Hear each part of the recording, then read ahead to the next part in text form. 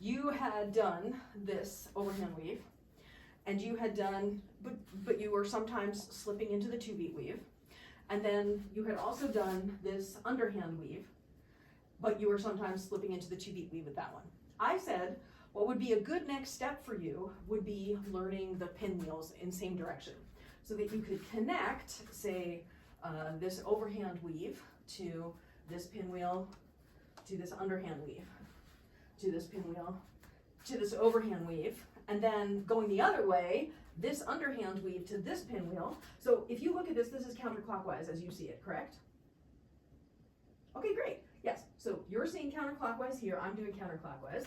And then remember yesterday I was saying these two things are different, where you go this way through it, and this is counterclockwise, and I have overhand weave on this side and underhand weave on this side. That is different from when I do overhand weave on this side, and then it's clockwise pinwheel here, right? This is clockwise, yes?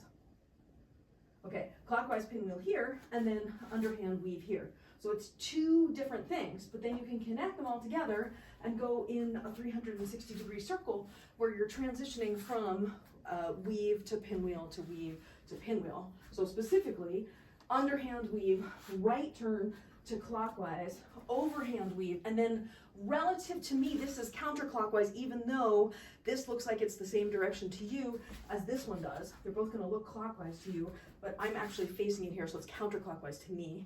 And then I turn again right, and I have an underhand weave. Or you could do the same turns to the left, where you go left turn from underhand to counterclockwise to overhand to clockwise to underhand.